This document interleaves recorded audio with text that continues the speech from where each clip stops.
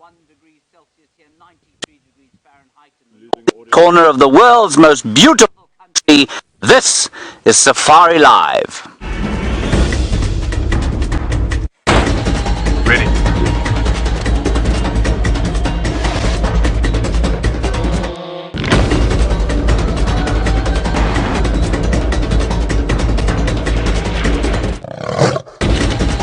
Five, 4, 3, 2, 1.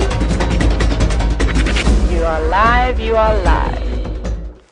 I do apologize for the lack of audio. I'm going to break the microphone in my head very soon, and then I will just shout to you wherever you happen to be in the world. Now, as I was saying, it is 31 degrees Celsius, 93 degrees Fahrenheit. I was sitting very comfortably against the trunk of that tambuti tree because that is where a lion would be on a day like this. And I wasn't hoping to find a lion behind that one, but I am hoping to find some lions perhaps down in the drainage line to the south of the Gowrie Dam. You are watching Safari Live, as I have said, so if you've happened to have stumbled across this stream by mistake, welcome. It's good to have you with us. Don't go anywhere. We're hopefully going to show you some wonderful things here from the iconic Kruger National Park here in the northeast corner of the world's most beautiful country, that is South Africa. My name is James Henry. On camera today we have David, sporting a very fine pair of very fashionable sunglasses. That is because it's very bright. I must confess, though, he's very, very stylish, is our David. Also his new bush hat, of course. On the other vehicle, Brent Leo Smith, all 6 feet and 3 inches of him, hanging about with all 6 feet and 4 inches of Brian Joubert. And they're gone to the south of the reserve to see if they can find what was making the monkeys cross this morning. Hopefully it was Karula. Now, the lion situation here is a little bit disturbing to me, especially as I was going through some of my photographs this morning and really enjoying the little pictures of the tiny little cubs that we've had. If you are a little unfamiliar with what's happening, the Nkuhuma pride of 5 lionesses and 8 cubs has been kind of split up in the last 2 days. We've been watching the 8 cubs for some time together, and then 2 days ago 2 of the cubs were seen drinking on their own. Very strange because they're very small still. One of those is just 8 weeks old, and the other, well, is that correct? Yes, just 7 or 8 weeks old, and the other was an 11-week-old one drinking at the pan on their own, while the rest of the pride was probably down in this drainage area here. They have not been seen again since. Then this morning we came along here, David and I, and David spotted 3 other cubs also on their own without the adults. Tracks of the adults go all over this place, around here up towards the final control where that giraffe is standing underneath a knobthorn tree enjoying the taste of the new knobthorn leaves and their flowers. And then they went down into the drainage and back out again, and Rexon walked his the proverbial soles off his feet this morning trying to find them, and unfortunately many of the tracks have been obliterated by elephants, so we haven't seen any of those. We don't know where the adults are. It's all very interesting, and so hopefully we'll have some good news for you a little bit later on, and the entire pride will have been reunited. Right, while we go and look for that, Brent Leo Smith has found himself the first high-profile sighting of the day. Let's go and take a look. Welcome to a hot and dusty Djuma private game reserve. We're in the grips of one of the worst droughts since the early 90s. But there are elephants abounding, so welcome. My name is Brent Leo Smith, and welcome on your own privately guided safari through Africa. Great to have you with us. This is live. Remember, questions at WildEarthTV or hashtag Safari Live on Twitter. Now, I can hear elephants all around. That one's a bit far from the road, so let's go down the road, see if we can get you a better view. Hopefully, you've got some good questions about elephants to follow.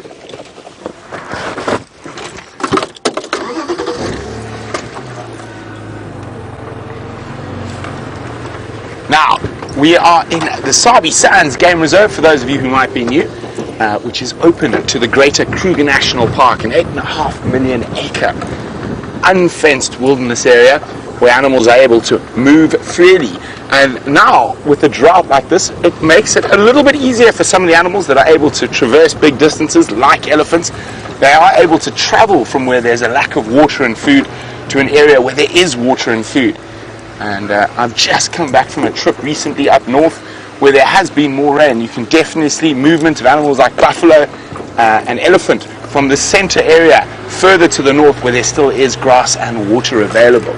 Now it sounded like one of those elephants was right here around this little river system. Now how I found, well, we spotted that one, but how I know the other elephants around, firstly that's just a young one and he's right on the edge, so there's got to be more around. And secondly, I could hear them breaking branches. And on a hot still afternoon like this, there is almost no sound. Birds aren't chirping, but the elephants are breaking branches and they need to keep feeding with that massive body of theirs. Now I'm hoping that Ellie was around here somewhere, taking advantage of a few of the evergreen trees that are along some of the little dry river systems. Well, thank you to Raisa, Liz, and everyone else who says a blistering warm welcome back. It's great to be back. And of course, who else but Brian Joubert on camera with me. So the Killer Bees reunite for my first drive back. And of course, there's a thumb that is on a caffeine high today. So the coffee bean thumb. Oh, I can smell a musk ball as well. There's another Ellie. There we go. So when an elephant bull gets into must, a very distinct sort of almost sickly sweet smell. Now there is the rest of the herd there. There's the big boy. I think I can see his bottom off to the right. Let's go forward. Hopefully he's a big tusker.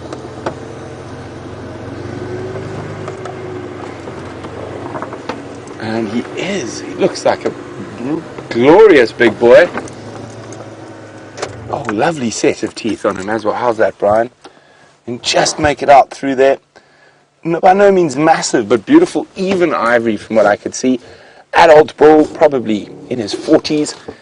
So there's more than likely a female in estrus in this herd, and that's who he's after. Now, elephants are quite unusual in the fact that both the male and female have to be in a heightened hormonal state. In females, known as estrus or heat. Now, males come into must, and they only mate when they are in that heightened hormonal state. Most other animals would require a female to come into that heightened hormonal state, and the males are just ready for it all the time. But Ellies, a little bit different.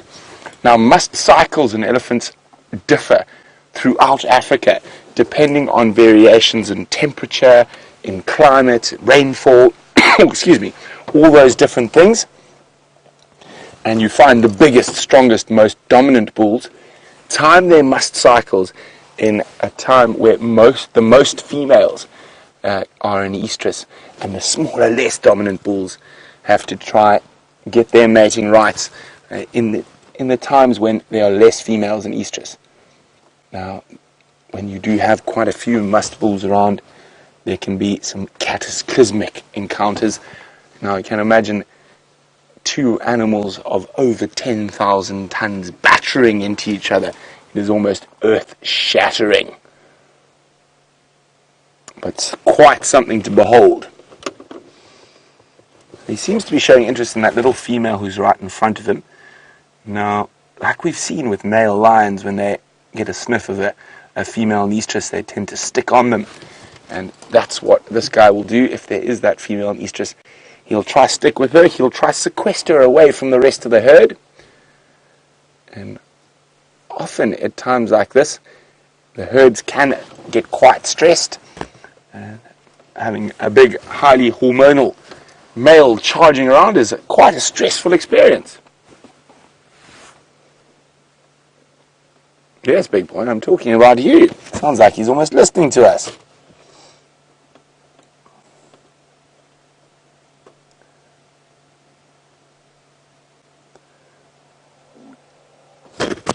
So these Ellies seem to be disappearing down into the Moati River. I definitely want to come try catch up with them a little bit later. But while we do that, I'm going to go have a look for the Queen of Djuma. Apparently her tracks were around this morning. So let's go look for Queen Karula. And while we do that, let's go see Steph, who's marching about. Definitely getting his exercise in this heat.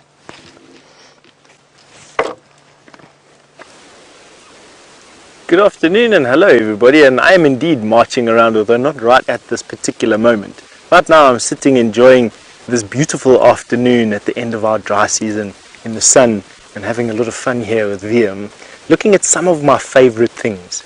Now, for those of you who don't know me, I'm Steph Winterboer. We've got VM on camera today behind you, and I love small little creepy crawlies.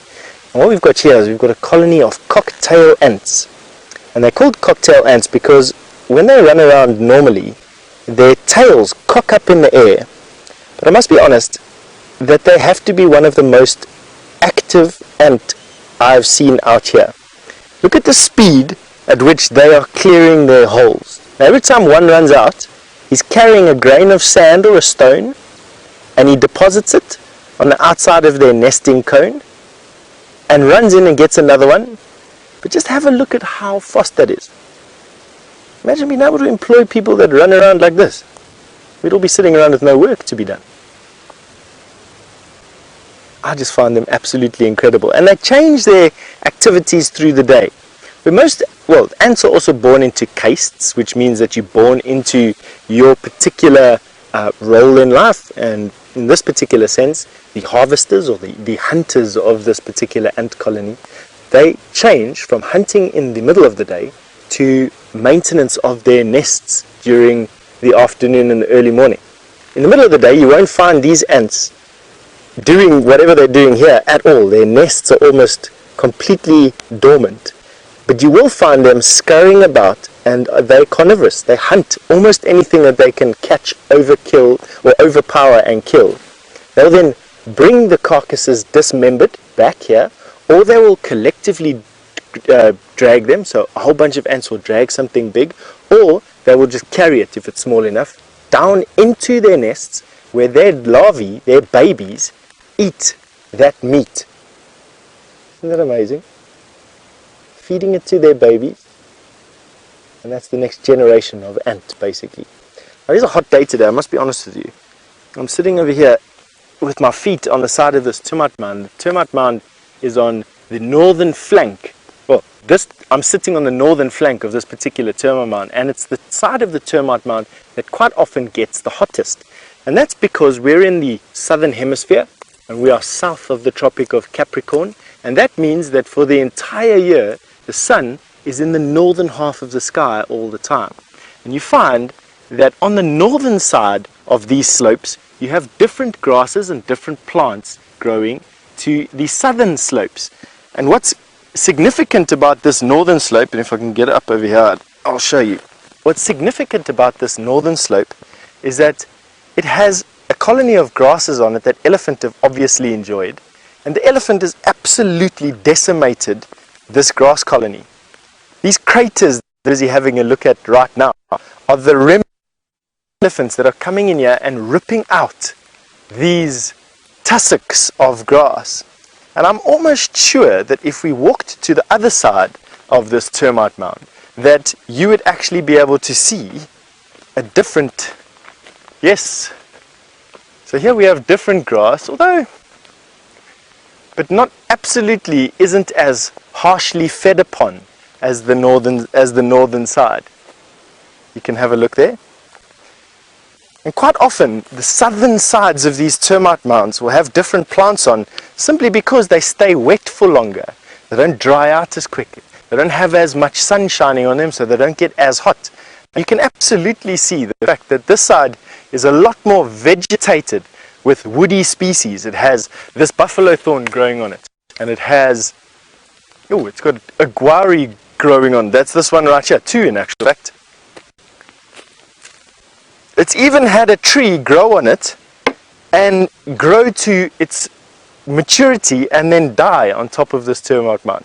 Give an idea of how long this termite mound has actually been here for. We're looking at hundreds and hundreds of years, in my opinion. Here we've got, let's see what we can, quite often it will give us an insight into what's living in a stump like this when you have a closer look. What we've got here is we've got a millipede, what's left of a millipede at least anyway. So skeleton of a millipede, you can see there. If I put it out to the piece of grass, let me bring it up. So if you have a careful look, they're made up of segments, there and there and there, and on every segment you've got 2 pairs of legs, and that's what makes this a millipede and not a centipede. Millipedes have 2 pairs of legs, centipedes have 1 pair of legs per segment. It's a very basic description of the difference between a millipede and a centipede. They of course eat very different things. This little guy here is called a detritivore. So these millipedes eat detritus, fungus and algae and decomposing plant matter, whereas a centipede is a hunter. It's a carnivorous animal. Runs around much faster than these guys do and hunts things down. So we have got what? So we've got a scorpion here. That's what would have eaten that particular millipede and caught it as it was coming through here last season. Doesn't seem to be much else. There's a bird that's been sitting here. He has tried to eat one of these guaris, but it was too green and he's just left the seed husk. That's a bird that has eaten the seed of a guari, or the fruit of a guari tree. This is the husk, and that just needs to be planted for it to actually grow. Would have been in the bird's crop, so the birds pluck off, and it would have been from this tree. Birds would have plucked off a fruit, eaten it, it then goes and sits in their crop. They've got all these fruits moving through muscular action in their crop, and then they'll hack out the seeds and they'll cough out the stone of the fruit so it doesn't have to pass through their digestive system. And that is exactly what we've seen there, is a fruit of this tree being eaten by a bird right here. Would have flown up, picked a berry, flown down there, and then coughed it up. And that is exactly what we're having a look at there. Of a guari. Well, seed of a guari at least anyway. Alrighty, so that's me around this pretty termite mine. We're going to have a walk down to the drainage lines here at the back of Gallagher and see what else we can see. And James is not in his car at the moment.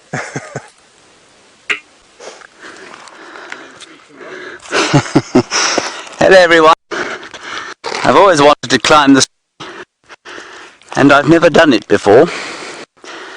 But here I am in it. And the reason I'm in it, of course, is not just for the sake of tree climbing.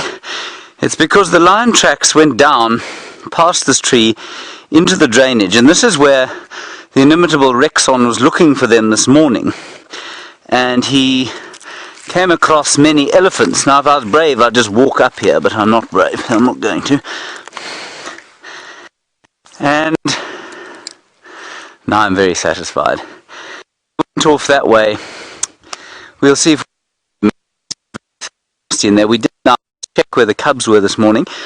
I went in a little bit on foot, but you don't want to frighten them. You don't want to frighten the little cubs by being on foot around them without the parents. So I just had a quick look and I didn't spend too much time frolicking around. I'm hoping what happened during these lions killed last night. They have fed, and maybe one of the females went back and fetched the cubs and has killed. Breaking up. Can you hear me now? Now you're good. Oh, good. Now, this is of course a jackalberry tree. As many of you will know, Diospirus mespiliformes, along with the word Benedict Cumberbatch, a very good word in the morning to warm up the lips. And you can see also that it is half losing its leaves and half not. Now the jackalberry seems to operate completely unseasonally. So the big one, my favourite one, down by the Mulwati drainage near the southern boundary near Twin Dams, has already fruited. And it's already lost its leaves and got new leaves again. This one is now only just starting to lose its leaves, and it doesn't seem to have any fruits on it. Now, I am not sure, but I think a jackalberry tree is dioecious, which means that it has both male and female, at least it's a sort of hermaphroditic tree. So I think they all produce fruit, but I might be completely wrong, because this thing has got absolutely no fruit on it whatsoever. But it is a magnificent tree, isn't it? And my favourite sighting I had in here was just below her over there. David, I shall now descend the large Diospirus mess below for me. As always, should I fall out and kill myself, you may have my camera. All proceeds, of course, from the sale of my unedited photographs to date to go to a worthy cause. That cause does not include buying you new. I'm not entirely sure how I got into this position from there. Are you sure, David? Well, you know, when in doubt, of course, gravity will help you.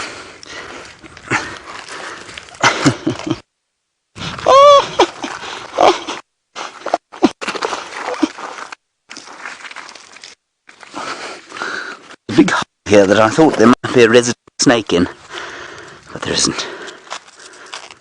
Okay. Out. This tree that I'm going past, of course, is the splendid thorn, Acacia robusta.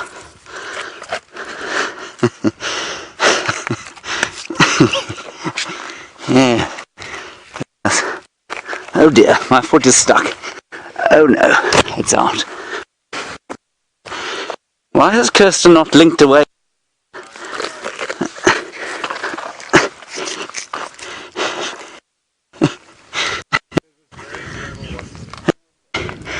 I think I'm out. There we are. Oh, how deeply exhausting.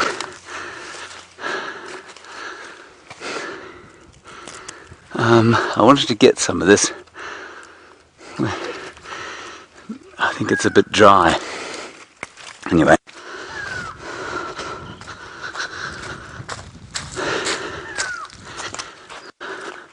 Any lion in the vicinity is going to be in fits of laughter. This is the wood of the splendid thorn, Acacia robusta, and it's just such a beautiful colour. And this is what the elephants are eating now, of course, as I've told you before. It's very dry and tastes of nothing. We've got a question from Jackson. Yes. Who asked if you remember puncturing your lungs. Puncturing my lungs? Yes, and if you do not learn. Jackson, I haven't... Oh, your ribs, that was. Your ribs, do you ever learn? Did I puncture my ribs last time? Jackson, clearly I don't learn, no. You want to know if I ever learn? No, obviously not. I am, of course, almost 40 years old, and so the fear of losing my youth is strong within me, and therefore I must behave like a child and climb as many trees as possible. It was an excellent tree, that one. May spend a bit more time in there.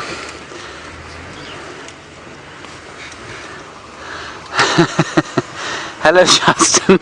You want to know how high up a tree you can climb and then jump down without hurting yourself? Justin, I'm going to really hedge my bets here on the fear that you're going to go and try to jump out of a tree from the distance that I say is safe. So in that case, about a foot, 30 centimeters, 12 inches. It really does depend, though, on A, your athleticism, and B, your ability to fall. Some people, if you're trained to fall, I'm being entirely serious here, David, will land and roll. And if you can do that, correctly, you can probably jump from about 3 meters or so. That's about 10 feet. I wouldn't do that. I do not know how to fall, and I think I would probably break something. And so... without further ado, I think we should go back to some real biology. Brent Leo Smith again with some elephants.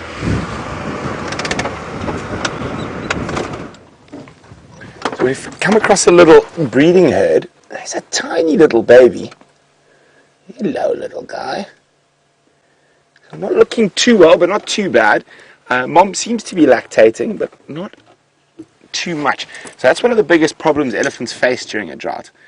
The adults, particularly mothers, have just given birth to young calves or newborn calves. They will quite often battle to produce enough milk. Okay, I'm just seeing where she's going. We're going to zoom around to the other side. But there are literally there are elephants everywhere this evening, and as we were going down the Moati looking for tracks of Karula, the female leopard, there was almost zero chance of us finding any tracks because the elephants had literally walked up and down the whole river system. There were elephants above us, elephants everywhere. So what we're going to have to hope is when it gets cooler and Karula gets on the move, maybe we'll spot her, or something will spot her for us, an alarm call to give us the right place to start checking.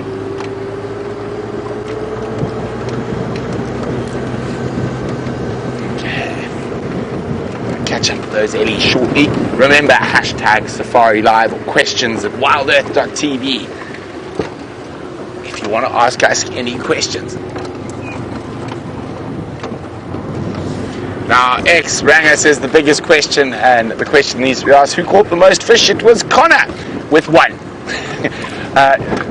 The drought was also playing a bit of havoc with the fishing, but it was really, really interesting. We were targeting 2 different species, but we'll get onto that once we've finished with the Ellies. Hello, little one. Keep up with Mom. There you can see Mom's teats, even though she is lactating.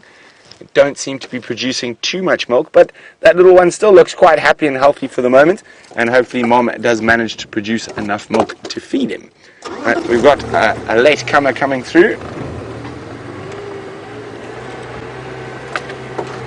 Hello, hello. Yes, little boy. Are you going to be big and tough, or is Mom a bit far away for that behavior?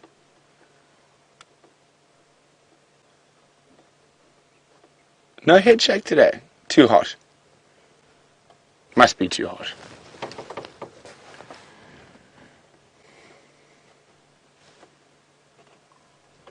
So, keeping up with the rest of the herd. Oh, there we go. I love it when they speed up when they get down a little steep section. So it looks like that little family group has found a bit of shade where they're going to rest. Maybe continue feeding. But we don't want to put any undue stress on that Ellie with her little baby. So they're just moving through, finding spots to feed, trying to feed that massive body. Make sure there's enough nutrients to produce milk and also just to keep alive. Okay. One last look if we can see where they are. So it looks like they've all just stopped in some shade there. I think they're going to have a little rest. A little chat.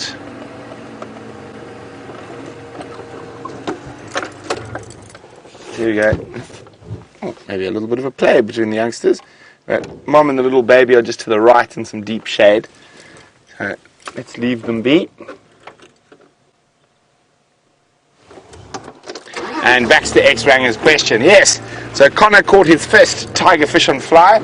I'm afraid to say we would love to tell you it was a massive specimen. It was about 400 grams. Wasn't a very big one, but got a kiss and got released. And I think I lost one decent-sized tiger from lack of concentration on my behalf. But the river was very, very low during the drought, and it's also the first time we've ever fished that river, which makes it really exciting. And I can't tell you where it is because it's hashtag a secret spot. And as soon as too many people might know where it is, then too many people might go fishing there and it won't be so secret. So we're going to keep its location unknown. And there were a lot of yellowfish, which is one of my favorite fish to catch, and I normally pride myself on being able to figure out what they're up to. So we could see them, we were sight fishing for them, and we could see masses of them on the sandbanks. However, I could not entice them to take a single fly, and when I say single fly, I went through about 46 different variations of flies to get them to bite, and I had no such luck.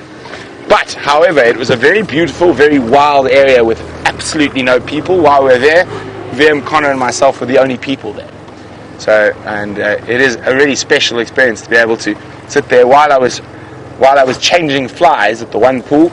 A herd of buffalo came running down, so excited to have a drink, and then baboons and stuff started alarm calling and spooked them. So I think there could have been lions around. I saw a leopard while I was fishing, well, I was fishing, then I heard monkeys alarm calling and Pilo alarm calling, so I popped my fishing stuff down, went for a little walk, got a brief glimpse of a female leopard moving through the reeds, and what else? We saw lots of Inyala, bushbuck, kudu, baboons, waterbuck.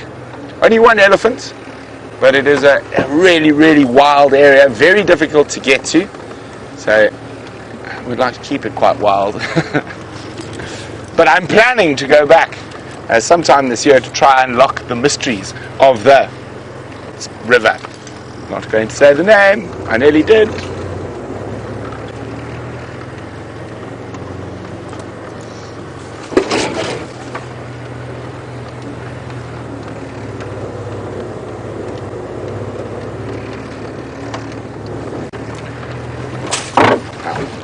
Tasha is wondering, with the lack of food we're experiencing at the moment, will elephants eat their own dung or other elephants' dung?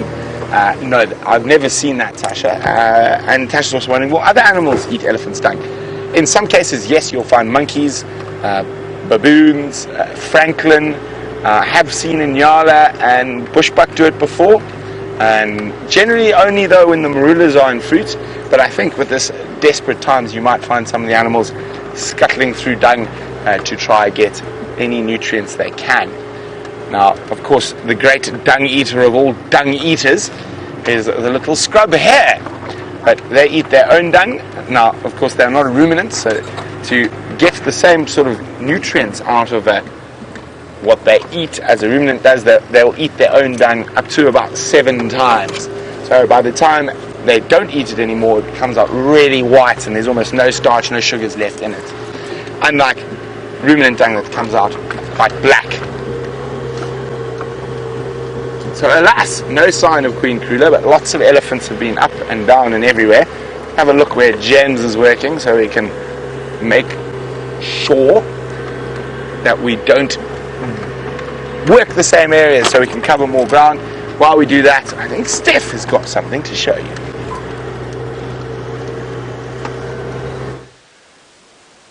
Now what we're trying heroically to show you is a tawny eagle. But more than that, I actually just want to show you its wings is actually molting. And birds this big, it's easy to see them molt their primary feathers. And they molt a primary feather at a time. And you can see that top wing, you'll notice a gap as he turns. And that's because that particular primary feather has fallen out. Well, it's okay if you saw him standing here with me at the moment. There we go, we're getting it there. You should be able to see that primary feather that's fallen out there. And they will molt one primary feather at a time going down that edge of the wing until they all have changed and are new and fresh, and then they'll start again and molt all of the other primaries. Isn't that nice? Just effortlessly soaring. Now, you saw that Wiem was battling there. It's because he's basically sitting with a camera like this, watching a screen, trying to get everything away from the sticks and everything. It's a heroic job, to be quite honest. But I am just flabbergasted where I'm standing at the moment. This area in summer, for those of you who watch often, Brian and I did a walk here a couple of weeks ago, probably a couple of months ago now, where we found a green lynx spider. That was a bright green spider that was on some green foliage, had a bunch of hairs sticking out its legs. It was the most horrendous looking spider that we found so far. And it was thick and dense and lush in here. And even then we were in the middle of a dry year. But just have a look at what this looks like. I haven't walked in here with a backpack literally since that day. And it just, I don't know, I know we keep on saying about this drought and things, folks, but to be honest, I can't wait to see what summer does and how long it's actually going to take to repair the bush after all of this devastation. I mean, come and have a look at this poor tree has been shaken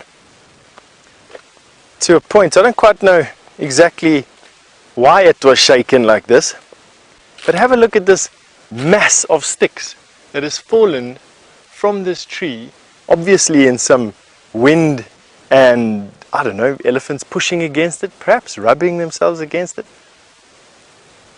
but this mass of sticks have just fallen next to this tree. Now this is what you call moribund. This is combustible material, and this amount of dry sticks around the base of this very, very dry knobthorn is for me just one of those signs that this particular tree will become a pyre when we eventually have a bushfire through here. It doesn't look like we're going to have a bushfire through here this year, but next year, when the grass hopefully is nice and thick, if we get the type of rain that is predicted, the grass cover here will be nice and thick, this mass of twigs would have caught a bunch of blown grass seeds last year and is now acting as what we call a seed bank. And it's from these seed banks that the new crop of grasses will be formed. So underneath this mat of drying twigs, grass seeds that were blowing in the wind would be caught up in these sticks, would fall here, and because they're protected by all these thorny twigs and branches, this is where the grasses will form, spread their seeds, and so we'll seed areas like these adjacent deserts. You can see, and from these seed banks you will then start getting mats of grass.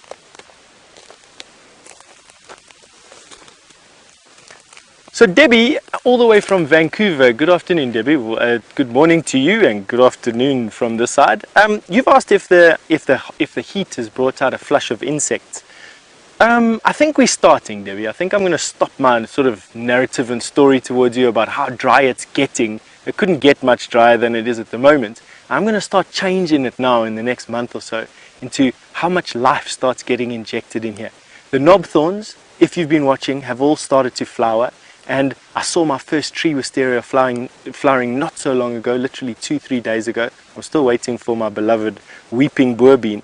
But these trees would start to produce the nectar and would start to call in those few insects that are harbored within them to come out with this nectar. And we're going to start seeing an increase from now. With the best or the most noticeable change coming after we've had some decent rain. Good place to start looking is inside bits and pieces of elephant dung like this. You can see here that there's just nothing inside these pieces of elephant dung. It's just dry, nothing's eating it. Not even termites have gotten here just yet. And now in summer,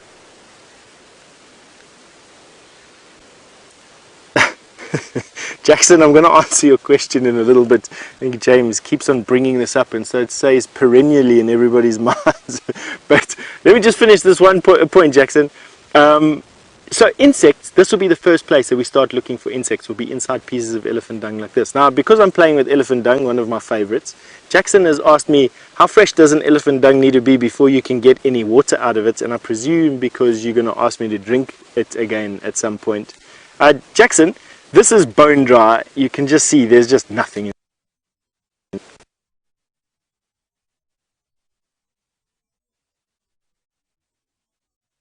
Hydrated, they've got enough water, they just don't have enough they don't have enough wet food to eat at the moment, and so their pieces of dung, I don't know, stay wet enough to get water from them for about 24 hours, I think. I mean, obviously decreasing exponentially, and also the time of the day. If that elephant dung was deposited in the morning and spent the whole day in the sun, it's most likely going to be drier by the time the evening comes, rather than if it was deposited late afternoon and had a whole evening to lie without the sun. So I suppose it just depends on the heat of the day and where it is. But have a look at this beautiful tree, just to finish that point about this tree, although looking dead and has this mass of sticks underneath it, will be the nursery or the seed bed for all the grass that will come out this year, hopefully with a little bit of rain. Just fantastic. Now, I do want to see, Wiem and I found a thorn here just now. And these acacia thorns, Wiem, watch out of here, these, I must be honest, these knobthorn twigs are vicious. Viem's already bleeding from these sticks here. I want to show you something, and this is something I think James is going to be quite jealous about. I'll bring it to you, don't worry. You will notice that here is a Y-shaped thorn with a leaf growing out of it. Now, both James and myself talk quite often about how acacia have a symbiotic relationship with an ant, and in this area, the slender ant, and how the tree provides a fancy home for the ant in the middle of the thorn, and how the ant then in return for this home protects the tree from animals that feed from its leaves. And today is the first time that I figured out how the thorn provides that door, that perfectly round door that is accessible to the ants. I want to see if I can break off this thorn for you, so I can show you this door. So there is the door. So in a bigger seed, the ants would chew through that little cap, that round hole, and make their homes inside the bases of these thorns. And today, I put 2 and 2 together by seeing that the tree actually grows a leaf, a very particular leaf, out of exactly where that round thing is. You can see there. And then it brushes off the leaf against the thorns in the wind, probably in a storm. And it brushes off that. I'm not going to do it to this tree because this is the only thorn that has one of these things on. But you can see it would snap off and it would leave a little indent, and that the slender ants would find and then excavate their homes. I just thought that was a nice find, and one that I'm going to share with James over a glass of apple juice when we get back to camp tonight. And on that note, I think it's time that we send you over to Brent, who has no doubt dying to give you an update about more things that he's been doing in the Milwaukee. We'll catch up with you in a bit. So we've decided, with all the elephants obliterating any possibility of seeing Karula's tracks, to head east towards Cheetah Plains, see what's happening on the far east, see if those water holes are pulling any spectacular wildlife out of the Kruger. So we're hoping there might be lots more Ellies, but maybe a big herd of buffalo. And I'm not sure what's happening with the Styx Pride at the moment. I'll try to get an update for you. And also nice to just reacquaint oneself with the surrounds. We are about to go through a very steep little drainage system here, and this area is quite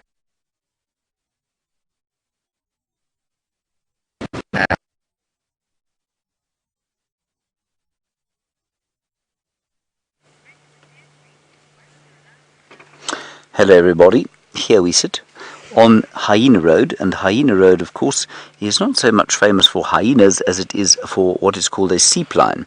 Now a seepline occurs between two sort of different kinds of subsoil substrates, so there's probably some rock underneath, and unsurprisingly it means that water bubbles up to the surface, and unsurprisingly there's a waterbuck here. Waterbuck are what we call an ecotone species, which means they live between the crests and the water. In theory, you know, there would be water in the drainage line down behind us, where you sort of behind your picture, if you like. And so this waterbuck is in this seepline area where there's good grass normally, especially during the wet season, and then they'd head down to the water to drink. In this case, the nearest water would be Buffelshoek Dam, probably. But that's why it's in this area. And it's alone, and I suspect it's alone for much the same reason that that scraggly little buffalo herd we saw the other day, and indeed the lonely female buffalo we saw yesterday, was alone. And I think that's because the food has now become so sparsely distributed that it's actually easier to find sufficient to eat if you're on your own or in a very small group. And that obviously brings with it a tremendous risk, because you don't have the vigilance and help of a herd. And therefore it must be fairly desperate times when you get to the stage that the disadvantages of being preyed upon because you don't have friends to help you look around are outweighed by the advantages of finding sufficient food for yourself. I think that's quite an interesting thing that we're starting to see here.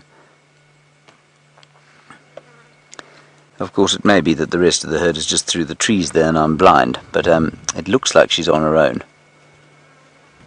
She also looks like her hips are showing quite badly.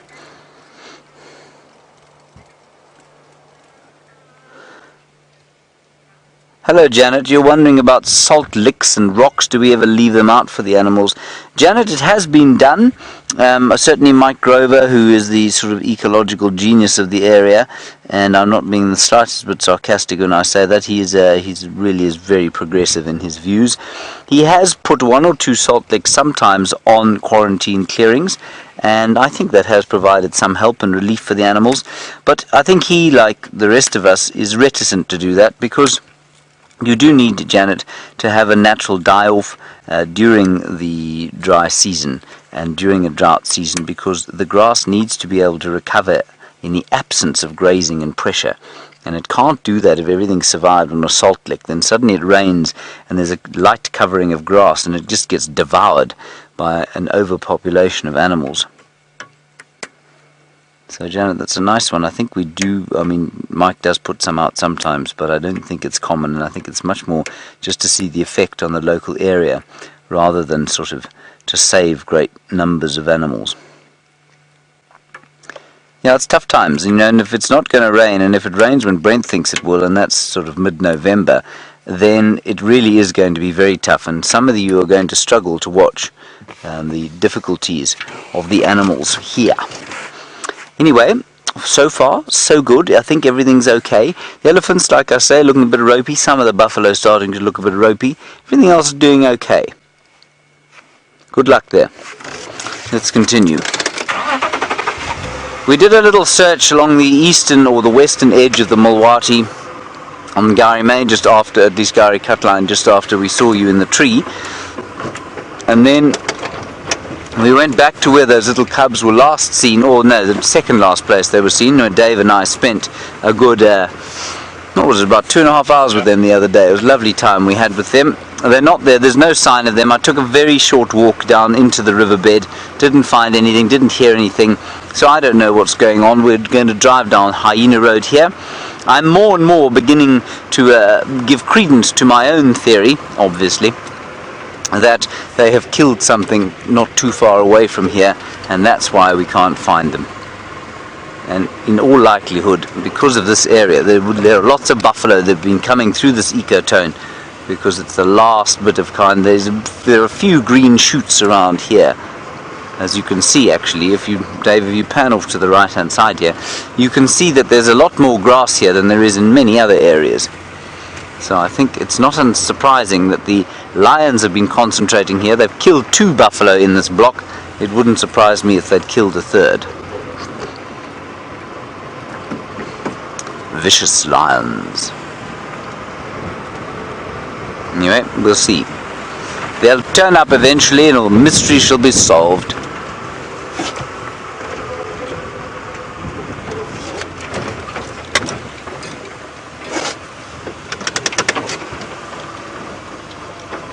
Hello, musical in Colorado. Do you think this is unwise, David? I think we'll be alright.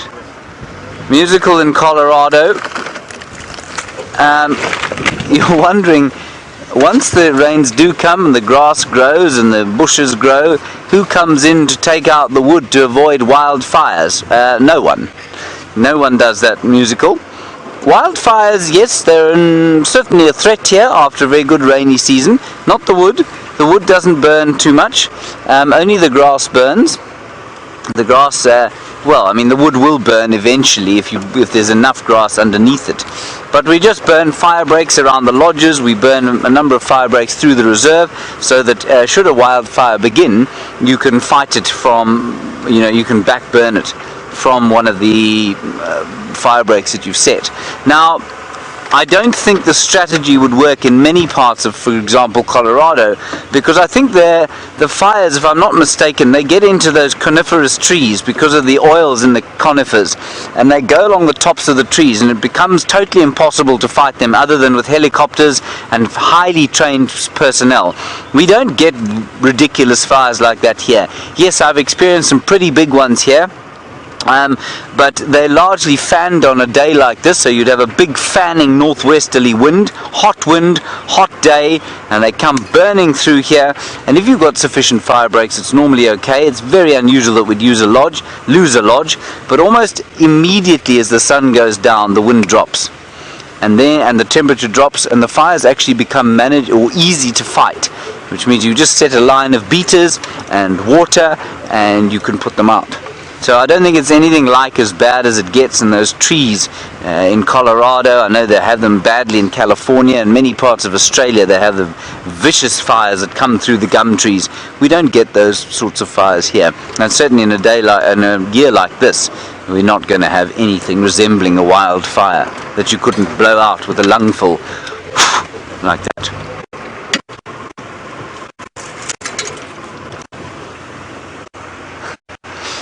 Stefan Winterboer is on foot, as you know, and it's very good to have him on foot, of course. So let's go and find out what small thing he has managed to find you of great interest.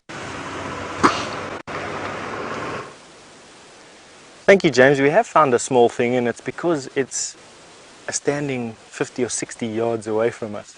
There's an elephant in the shade, just like we are, flapping. It looks like a her, flapping her ears. Might actually have heard us. That's amazing, hey? You know, the wind died down at this precise second you came to us.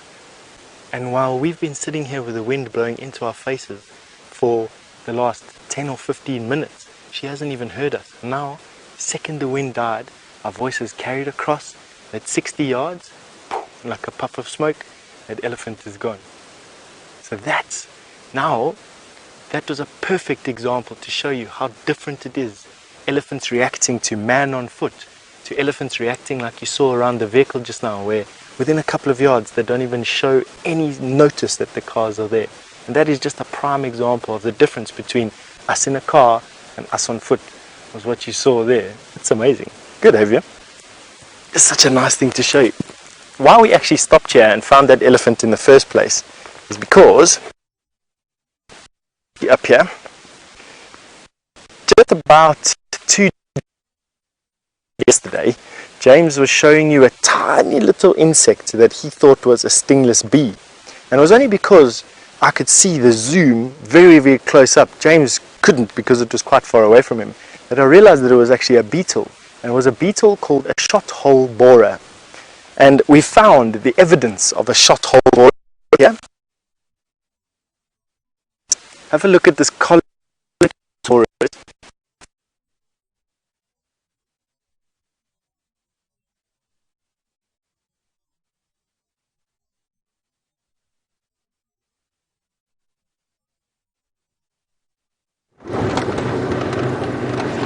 So we have arrived on Cheetah Plains, and on a nice hot day like today, the best place to look is of course at the waterhole.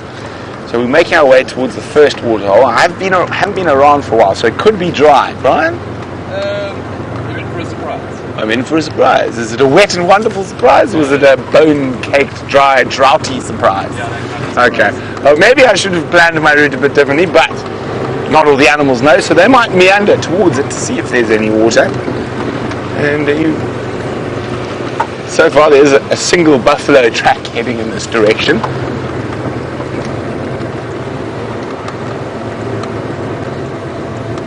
And of course, always a good area to look for young Quarantine, the male leopard.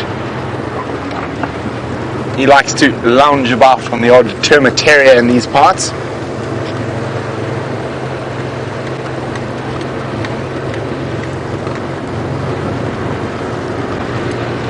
That looks quite dry, yes. Oh, is there any sign of moisture? Very little. Some mud.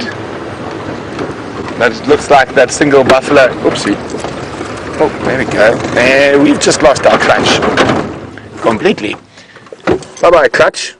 That is a problem. I'll see if I can fix it. But yes, there is a bit of water. That a buffalo has been wallowing about in. Looks like maybe an eddy as well. Let me go have a closer look. You never know. There might have been a desperate animal to come have a look. So before we try to fix the vehicle, see what's been here. Ooh, and he went for a swim. Not so much as a swim as a spa day, I would think. So yes, it looks like it's a buffalo. And there has been an elephant here as well, but a little bit older. The elephant's been over in that corner. But there are fascinating little holes. And now with that camera, Brian, I need a stick is what I need to show you the fascinating little holes, because otherwise I will be very muddy.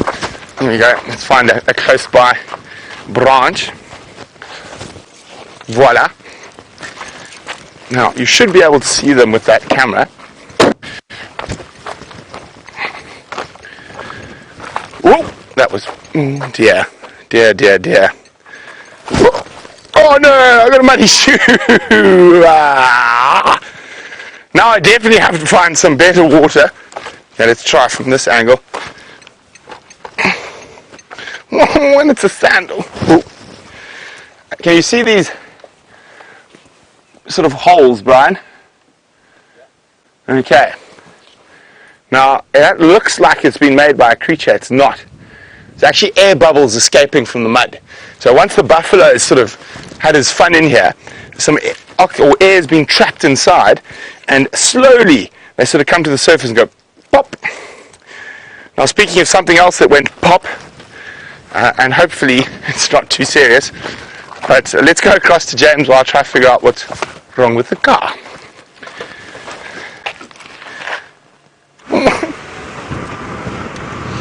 Well, I hope he does manage to figure out what's wrong with that car. I must say, I think it's been some time coming. I think this time, and probably this time only, it cannot be blamed on Brent Smith. Rusty, at least Wendy's clutch, has been threatening to go for some time. No luck with any lion tracks, but that's okay. We're going to head down to where we thought Karula was around today. Now, what I would very much like all of you to do, or those of you who can, it would be very good if you wouldn't mind keeping an eye on the Djuma Dam cam. It has been very hot today, and the last... hang on 1 second.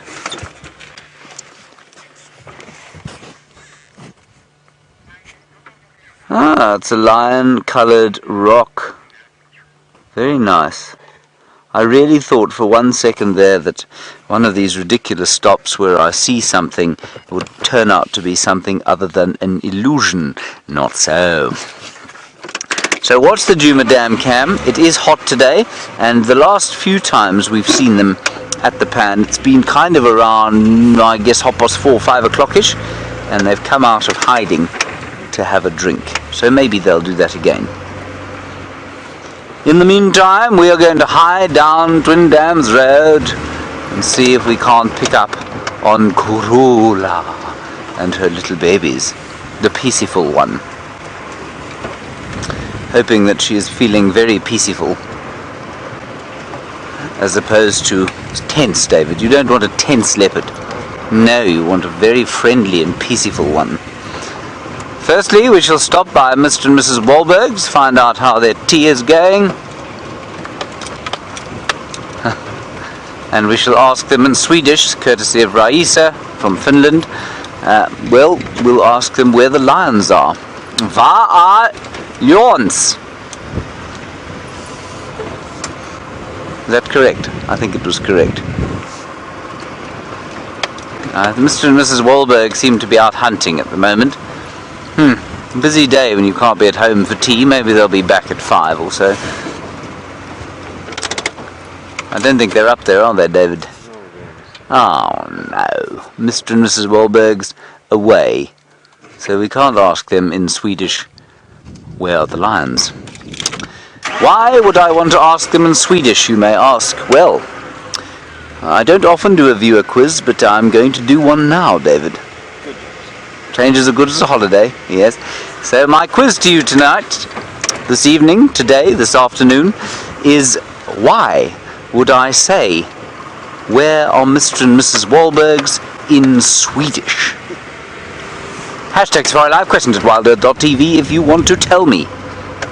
Your prize for winning the quiz will be me clapping 3 times and David going hip hip hurrah.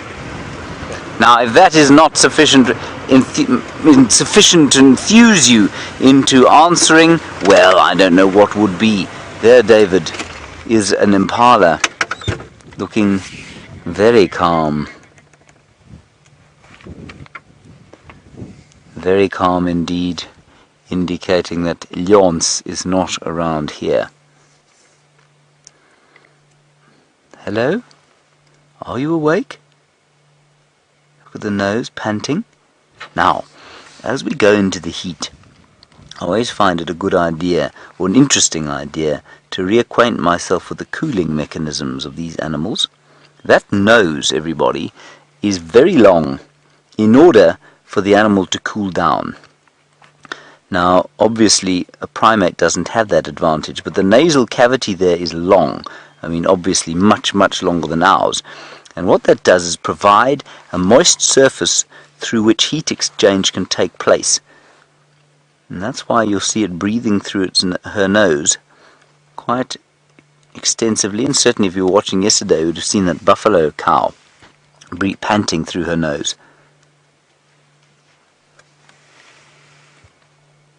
And you see a lion.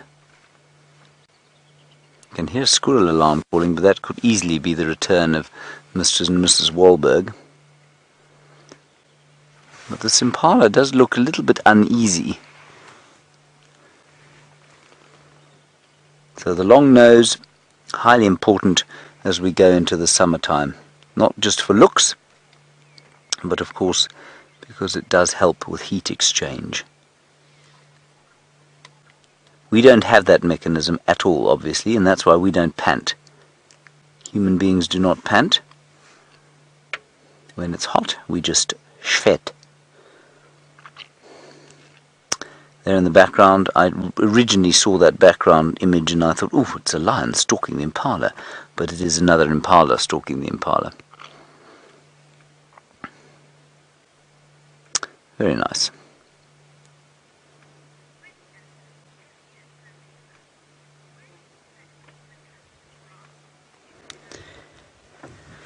Hello, Debbie in Vancouver. You're wondering if the Nkahuma Pride would think about perhaps hunting the giraffe at the Djuma Pan. I don't think at this stage of the day would they hunt a giraffe. Yes, they may well. Without a male, I don't know that they're giraffe specialists. I'm sure they've killed a giraffe or two in their time, but they seem to be very much on to the buffalo specialization at the moment. Now, David, if you wouldn't mind just going down to those white-crested helmet shrikes that are hopping along the ground. So, Debbie, I don't think that they'd go there now to try and kill that giraffe. Were they to come across it during the night and were it to be in a position where they might be able to chase it either down a slope or over some rocky ground, well then yes, I think they would have a go at it. This is a wonderful shot of a white-crested helmet shrike, everyone. They're so pretty. And thank goodness for this lens. There they are. Up a bit. You did see them. There they are. Middle of your frame. Well done. You were not mistaken, David. You had them. That's it. Did you hear that clicking sound? That's their bills clicking together. That's one of the calls they make. Yellow eye, grey helmet, which was why they used to be called the grey helmet shrike before some idiot decided the name should change.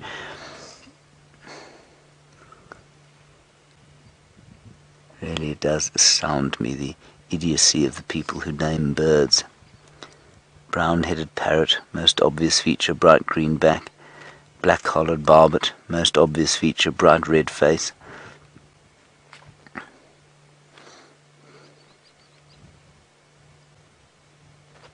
Gorgeous. Alrighty, David. Let's go and find the leopard. Come on now. Dilly-dally.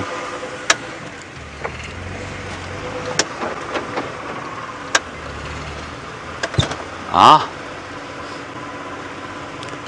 Hello, Alan, James, and Marianne, and Aaron. Sorry, not Alan, Aaron, James, and Marianne. Thank you. Yes, you got the correct quiz answer. Hip hip hurrah! There we go, well done. And you say the Wahlberg's eagle was named after the Swedish naturalist Mr. Johannes Wahlberg. Ergo, we call them Mr. and Mrs. Wahlberg Swedes. Of course, they don't migrate into Europe at all. They just go into North Africa, so they have never actually been to Sweden or the surrounds. In fact, were they to go to Sweden, I suspect they would freeze themselves with fright. Okay, Steph has managed on this drought-stricken day to find you an insect, and only Steph could have managed that. Let's go and take a look. Thank you very much, James. Although I must say I can't take all the credit for this particular one. We were sitting over here next to this termite mound, and I'll show you what I was looking at, when all of a sudden here popped up one of the most delightfully coloured beetles that we've seen in a long time. Initially I actually thought that was a jewel beetle, but it's actually a type of weevil, it looks like. And just have a look at those beautiful metallic colours. Let's see if I can actually grab him for you without him falling away.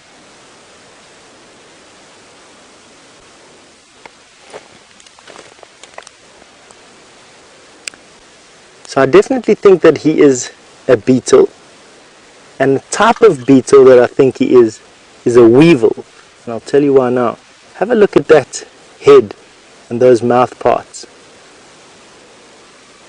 Looks like it's I don't quite know, but just look at those colours. Let's put it in the sun for you.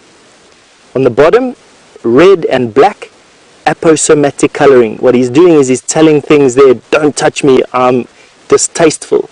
But just have a look at that display from a display point of view. Oh, did you get the purple and everything coming off of there? That was incredible. How colourful was that for right now? That's amazing. Did you get that, have you? Gee whiz. For those of you who have fingers like lightning conductors on those keyboards, please feel free to send us a screen grab of that little beetle as he opened up his elytra, those hard outer casings on his back, and unfolded the two pairs of wings that they have, the folded jointed pairs of wings. If you can give me a shot like that, I'll be most appreciated. Don't forget you can post it on Twitter at the hashtag SafariLive, or use that questions@WildEarthTV email address. I will definitely like that. Let me show you what led to that particular sighting. Was this. Just have a look at that. It's a creeper. This is the thicker one. That's come around this thin little branch. This is a combretum branch. And this creeper is from a jasmine fluminense, but a very old jasmine. Do you think that's amazing? Viam asked while we were here, do you think that it would be possible for the creeper to break the tree, or the tree to break the creeper? I think in this particular sense, the creeper absolutely would break the tree. But just have a look at that. This is as hard can get. I mean, I'm exerting a considerable amount of my strength to try to break that off, and not even moving. So that is as woody and as lignified as you can get. Just have a look at that. This being the jasmine, this being the combretum. Have a look at this bee that I have here on my head somewhere, I think. Can you see him here, Vian? Somewhere here is buzzing. There's these little flightless stingless bees that we call, well, mopani bees or sweat bees. We've got a colony of them around here somewhere. They are. Just have a look at this hole that we've got here. That is an excavation of all excavations. You can have a look deep down inside there even. It looks like something's been living inside there. You can see that it's hollowed out a cavern. I wouldn't be surprised if a warthog did that.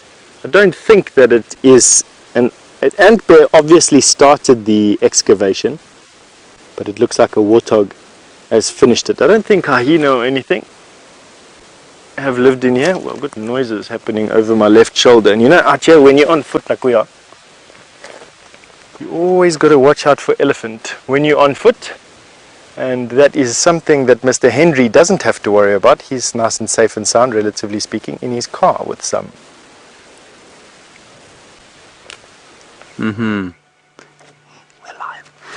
There are some elephants, everybody. Well, actually, that's the tooth of an elephant, a very large elephant tooth. What I'm going to do, Aubrey's just behind us, so I just have to pull off the road. But that's quite a nice bull, that. And so I think let's just see if he doesn't come out into the open. I'm just going to pull off the road so that Aubrey can get past us. And if I tell you where Aubrey's going, you're going to be very jealous indeed. So I won't tell you. But then I'll have to, because you'll want to know and you'll feel like you've been left out if I don't tell you. Aubrey's going to Torchwood, everybody, because Tundi is there with her babies and a kill. It's okay. We have an elephant, David. Well, we have a bit of an elephant, sort of.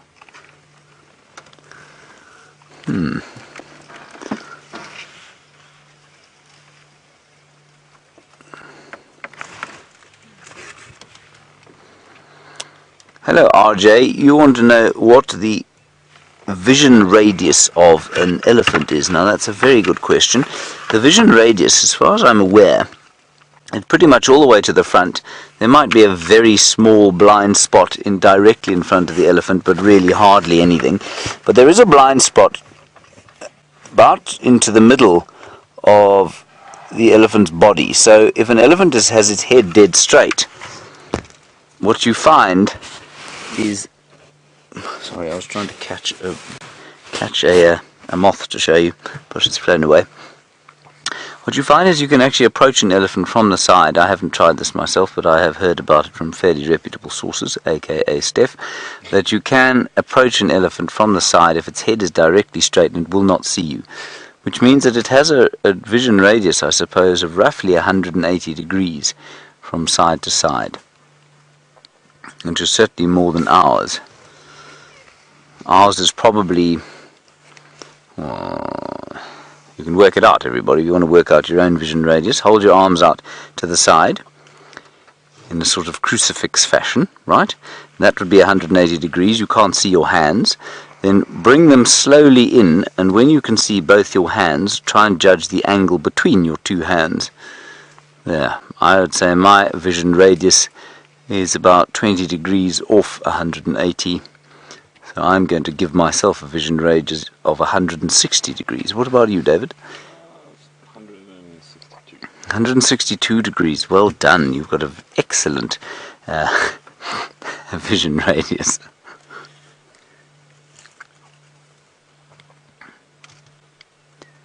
Yes, he doesn't seem to be making a great effort to come out and show us what he's doing. Just to keep you updated, Brent Leo Smith is currently freewheeling home. Well, not freewheeling home so much as stuck in one gear, unable to stop.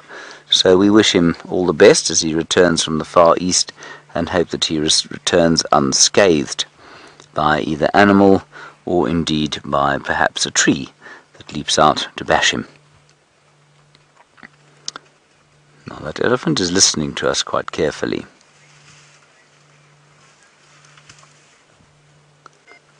But apparently Brent has actually got some wildlife to show you. Let's go and find out what it is.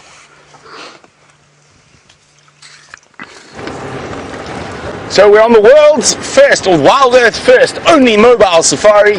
We managed to get the vehicle going in low range 4th gear. If we stop, we're stuck and Connor has to come tow us. But there we go. We have Impala on the right. And unfortunately, that is it. We shall see them as we go past. We cannot stop to view them. Sorry, Brian. Brian's doing a good job trying to level on the move. Now, that's how good a cameraman he is. Here we go. Bye-bye, Impala. So, there we go. We do apologize, but I'm afraid it feels like the clutch cable has broken. Now, that's one of the things that happens on these vehicles. And I think this clutch has done pretty well. I think it's about 8-9 months old, or the cable itself. So when we do off-road and things like that, these do happen. Fortunately, a few tricks to get home. Not very fast, as you can see. This is about the maximum speed I can drive the vehicle without over-revving and causing it to overheat and causing other havoc. And we don't want any more havoc. One problem at a time, we prefer. We do have to face them multiple problems at a time, and we deal with them, but if we can keep it to one problem, we try.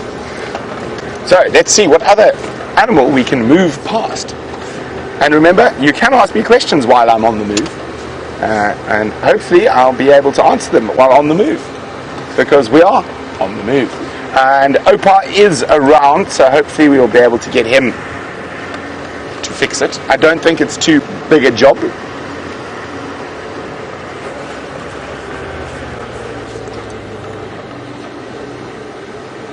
Oh, Liz. Hi, Liz. Liz would like to know, is there a big 5 when it comes to fishing? Not officially, Liz. But in South Africa, or Southern Africa, in terms of fresh water, I would say the big five when it comes to fishing is let's think. One of them definitely is the tigerfish. They grow to about, in this part of the world, about 10-11 kilograms, which is about 25 pounds. Is a monster. And then probably sharp-toothed catfish. They can get up to about 60 kilograms, about 130 pounds. Not such good fighters though. The large-mouthed yellowfish definitely passed to the big five. Nembwe, Sarenchromis robustus, a large-mouthed predatory bream, definitely up there. I'm trying to think, we need one more, man. Tigerfish, Vundu, another type of catfish, also gets very big, over 100 pounds. And last, but definitely not least, is probably the small-mouthed yellowfish. Now, those in terms of size and fighting, I would call my big five for Southern Africa fresh water. Now, salt water, that's a different story. And of course, we're blessed with incredible saltwater fishing around Southern Africa, but because we can't stop, we're not going to be able to discuss that just yet, because we're about to go into the Mulwanini drainage where there's a gremlin that jumps on us, and we've already had a mechanical gremlin. So before the gremlin jumps on us, let's go back to Steph, see how he's doing on Shank's pony.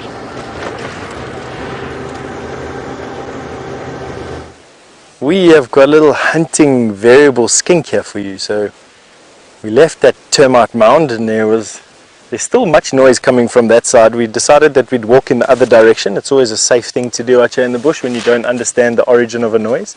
And it's led us to this interesting little sighting here that you've got, this fantastic camera work again from VM. That is a variable skink, no longer than your hand. So from the beginning of your palm at your wrist to the end of your longest finger, that's how long he is, from nose to tip of his tail. And what makes it so striking is he's just, his patterns on his skin are just absolutely crisp, and that's just a sign that this variable skink has shed its skin and is now perched on top of a rock watching us. You can just see, about as animated in that, or about as interested in us as what we are interested in him. Not very animated at the moment. These little guys very closely related to lizards. In actual fact, there's no real difference. I'm sure there will be some difference, but for the life of me right now, I can't really think what it is. But just have a look at that, those bold stripes that turn to dots, and that's why it's called a variable skink. All the other skinks that we have out here are pretty boldly striped or colored in some way. He gets his name from the fact that he's got a little bit of everything. A few dots and a few stripes. You can also see that he has eyelids. Every now and again he will blink those eyelids. So typical of the frogs that we find in this area, and I'm so looking forward to seeing, is that they have eyes so massive in their skulls that they don't have enough space for muscle attachment. And so they have to blink their eyes and to move their eyes around, they have to actually, just look at that, that's awesome, well done. They actually have to retract their eyes into their skull so that they can get their eyelids and their eye sockets to basically clean their eyeball. These guys just blink, normal one. Let's see how close we can get, VM. I don't think he's actually going to move off this stump. He's safe where he is at the moment. Here we've got a nice picture of his back. Let's see there. Beautiful, eh?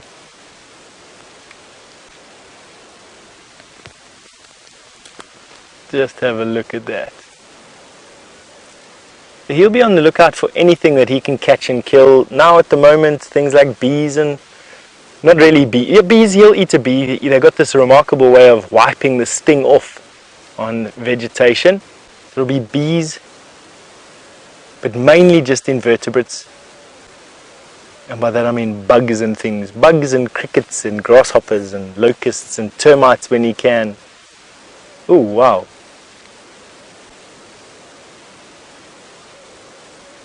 Have a look at that.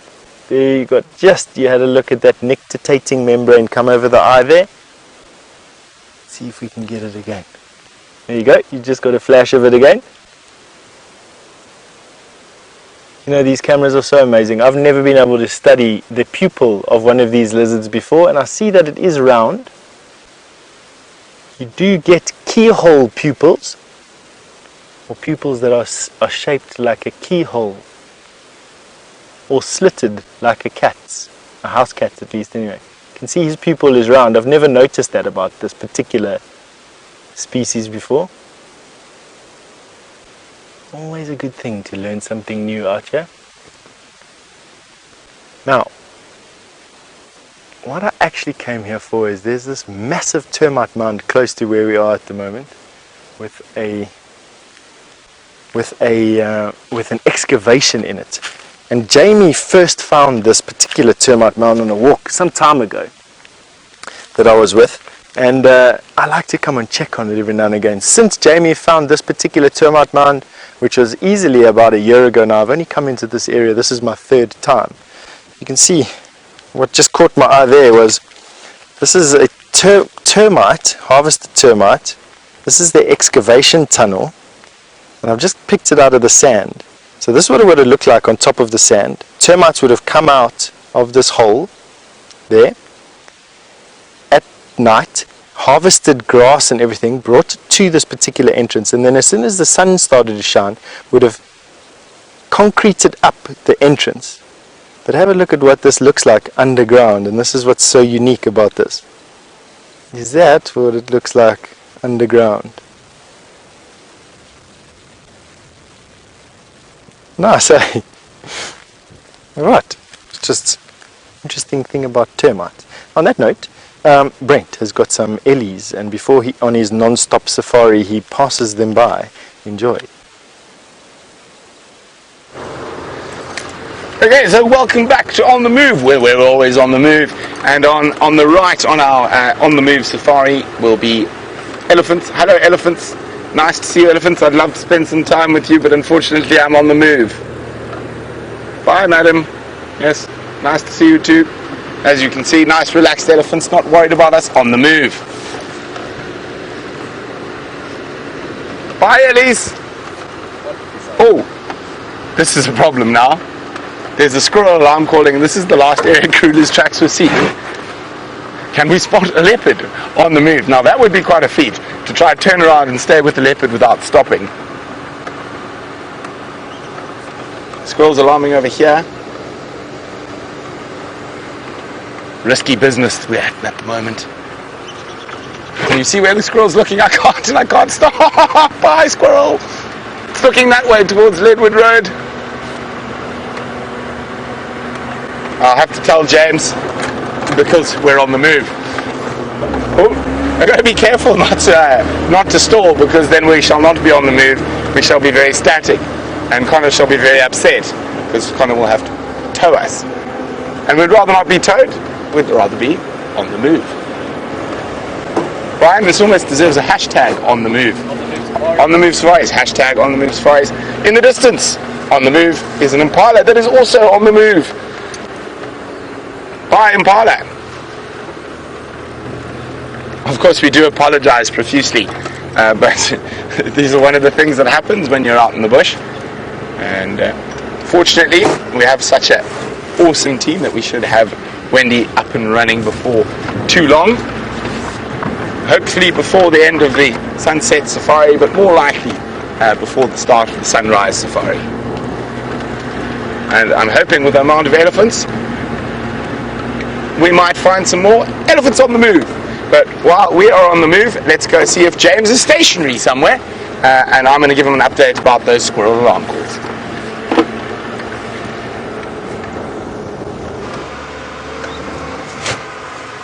Where are the squirrel alarm calls? Oh, that's right. We had them around the impala. That's right. We didn't find anything, I'm afraid. Now Brent is hailing me. Go ahead.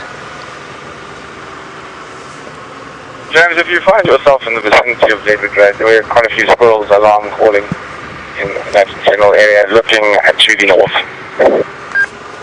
Copy, we're on Leadwood Road now, the eastern end thereof.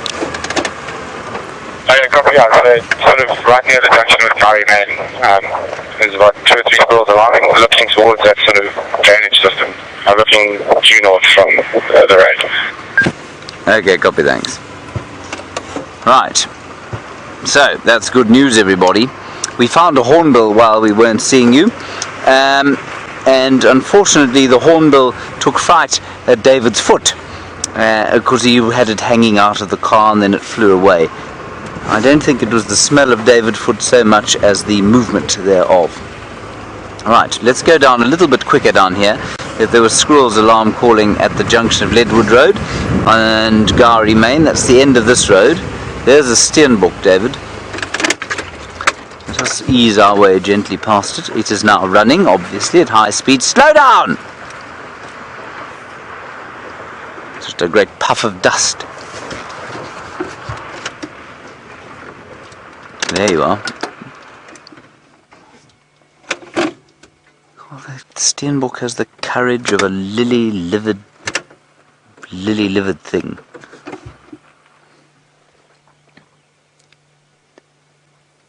Yeah, that's a couple of them. And interesting, she is much larger than he is. I'd say probably about, maybe almost 10%. There's another one. Another female. He's obviously in high demand, that fellow. Small he might be, but he's obviously wealthy with a Ferrari.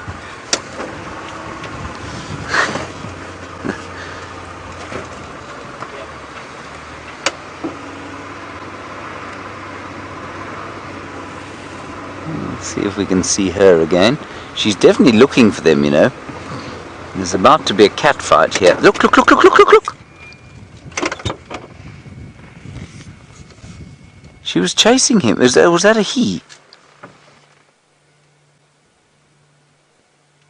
Was that a he? David? I couldn't see there exactly.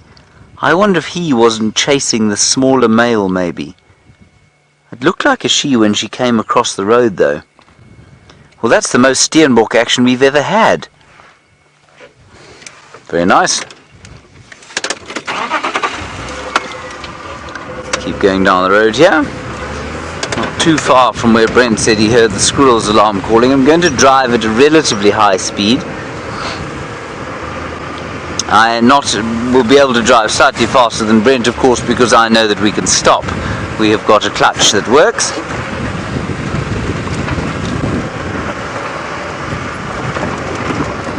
We're not too far from where he said.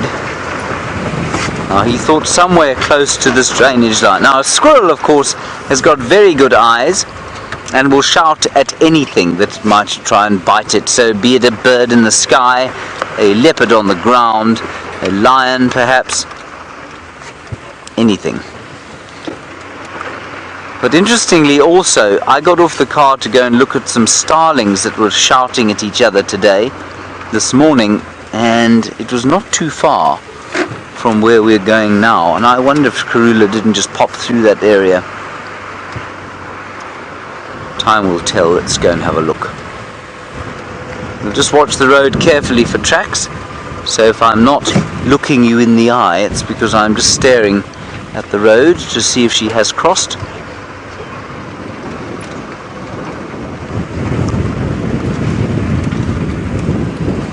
Just going to turn off here and listen, because I thought I heard a bird that we don't see here often.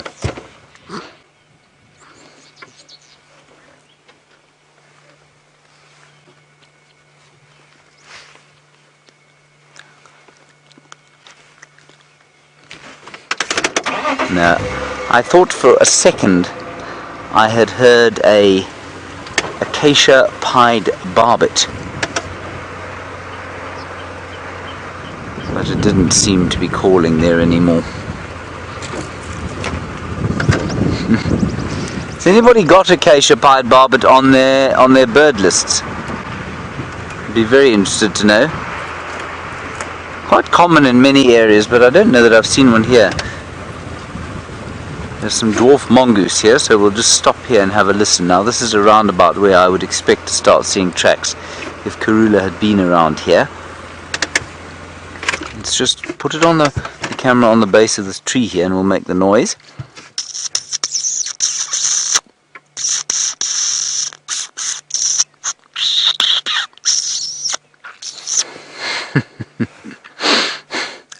You give it a go, Dave.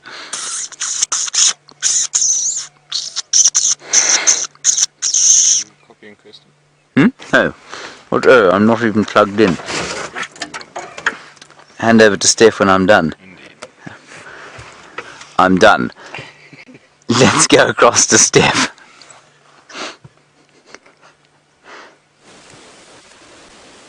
Welcome back. For those of you just joining us, we have got a variable skink that we've been sitting with literally for the last 5 or 10 minutes or so. And it's just been so super to watch this little skink watch us, basically. And it's just allowing some of the most fantastic up-close visuals of this. One of the more common skinks in the bush. Around camps, you do find the rainbow skink to be more common, or even the 5-line skink. But out here in the bushveld, I seem to find these variable skinks are definitely the most common. Now, he would have a little area that he would have hunted today, probably within the vicinity of where we are right now. And he would be looking for any invertebrate, so any type of insect or spider that he could overpower.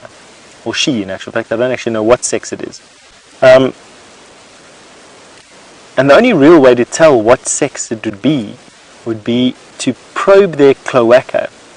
I know that sounds like the most bizarre name that you've ever heard in your life, but a common urogenital opening, so where you excrete urea but also accept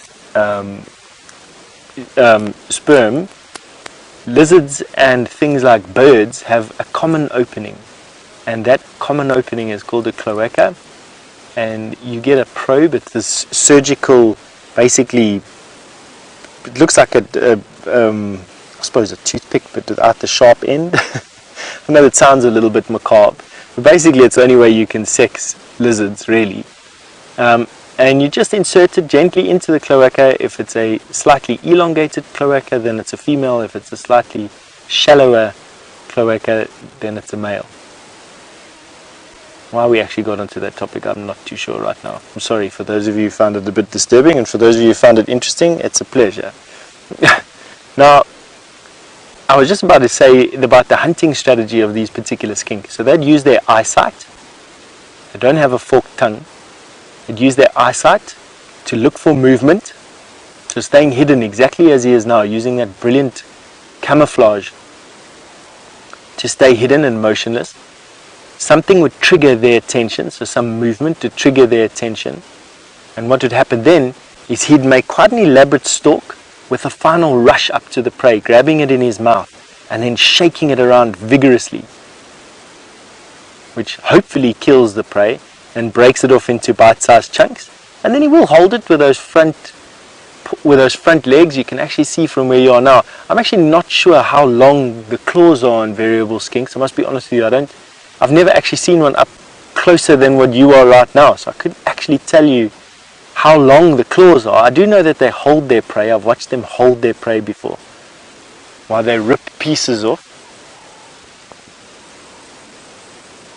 and then devour it pretty much whole. Isn't that incredible? You can see that alright. And I think before Brent disappears home and gets Wendy fixed, he'd like to say something to you. So off you go.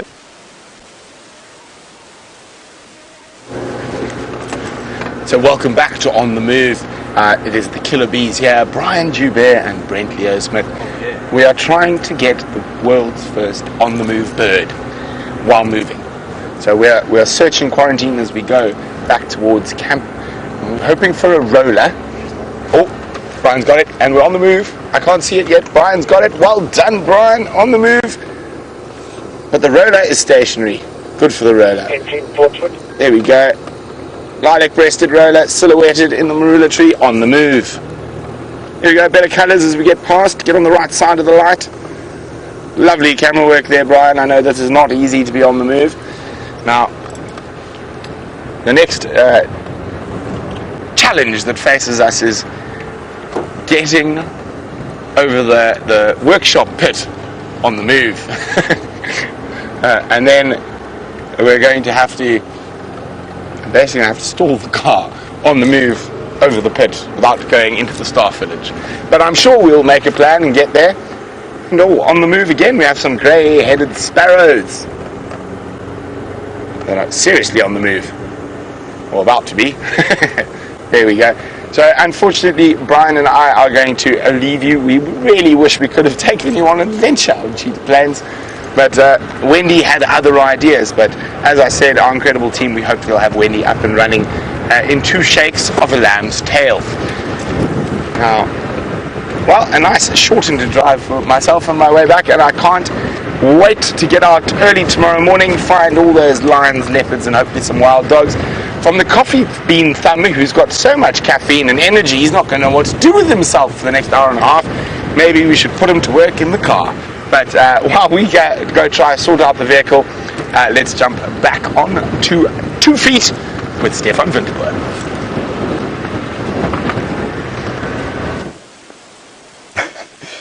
Thanks, Brent. Good luck there with the Wendell. Hopefully she comes back out pretty soon and is not too serious.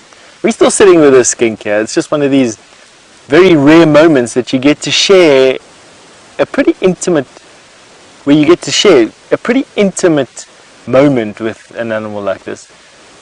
Mainly because he doesn't have much to eat, or she doesn't have much to eat. The only branch in the area to hide on is what she's hiding on. And we're posing no significant threat to her whatsoever, or him whatsoever.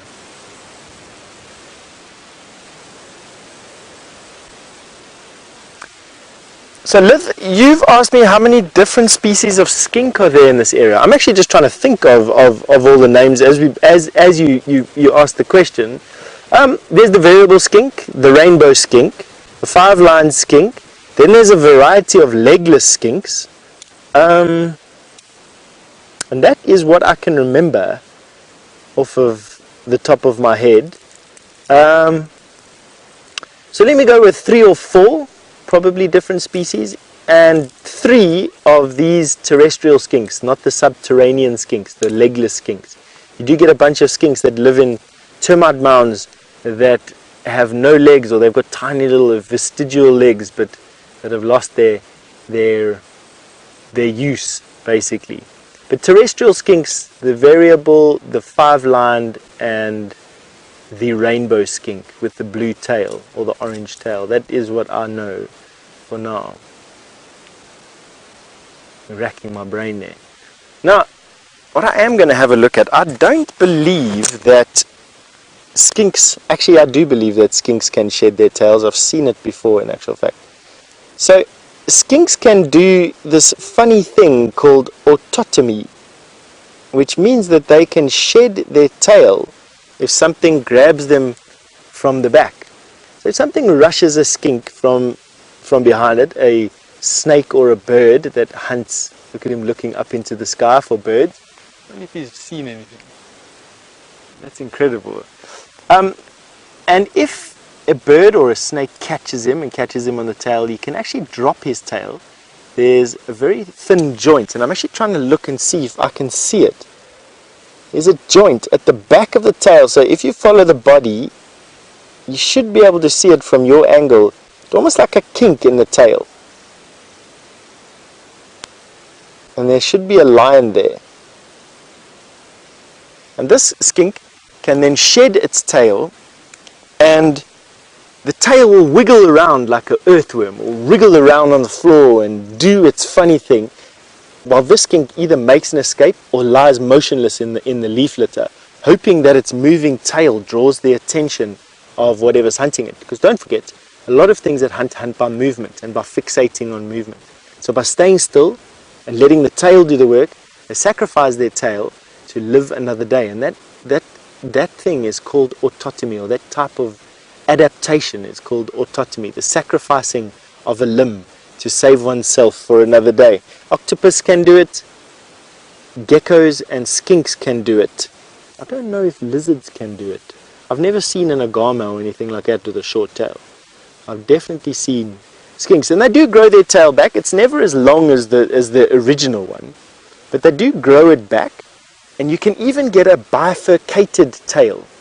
So when a tail, the original tail, snaps on that joint but doesn't break off completely, the new tail will grow alongside it, and you get a bifurcated or forked tail. I've only ever seen one of those in my life,